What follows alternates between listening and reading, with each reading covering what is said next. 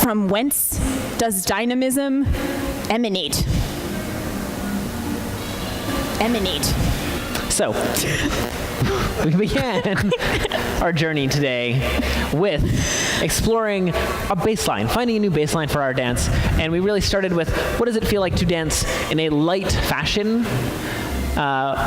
where we could still maintain this dynamism. We weren't just being tentative. That was the sort of like, basically like if we were to err, we would err into this tentativeness, and instead we want to keep this dynamism in the dance while still having this light connection. So we found this baseline in our dance, really focused on that sort of like self-reflection, this like deliberate mode of connecting.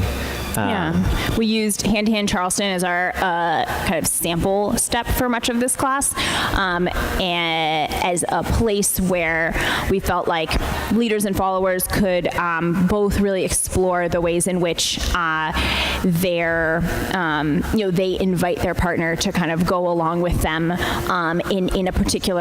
a particular idea. Yeah. So we sort of started with using this and trying to dial it back to then the sort of the lightest sort of partnership that we could have, where our partnership, we can do variations and we can keep our little like basic shape. And the partnership is really in this like tenuous state.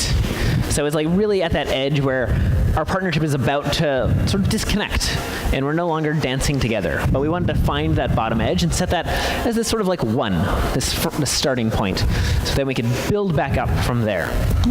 Yeah, so then we went through this process of kind of calibration and evaluation, asking one partner at a time to be to sort of play the lead role, whether or not they were actually leading, in terms of inviting their partner to go with them, either in a variation or in a, eventually we moved into sort of directional changes, shape changes, and then we asked, for both halves of the partnership to evaluate where on the scale they felt that invitation kind of landed.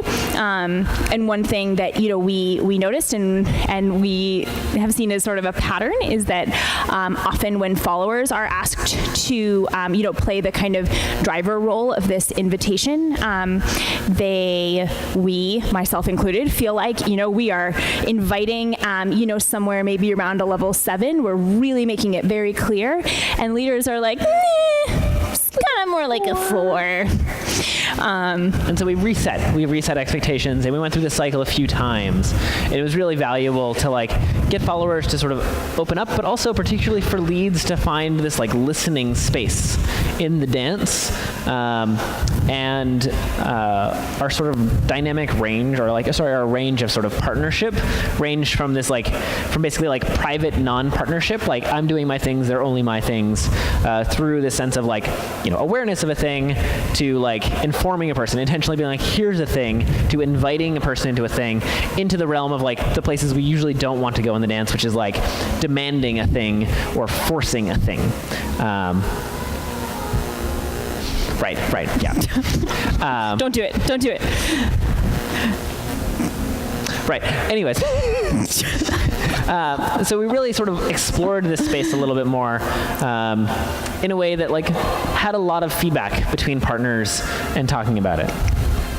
Yeah, and we, I think, had a really valuable conversation at the end of the class about the ways in which this mode of thinking about our dance partnership, really as a cooperative invitation and discussion, is really valuable for, for followers in thinking about the ways that we can have more agency and play a more active role in the dance, if that's something that that we choose, and for leaders to really develop that listening and more kind of collaborative way of being in the dance. And I, really hope that y'all take that with you out into the world. I think it's super exciting. Yeah, it was awesome. Emanate.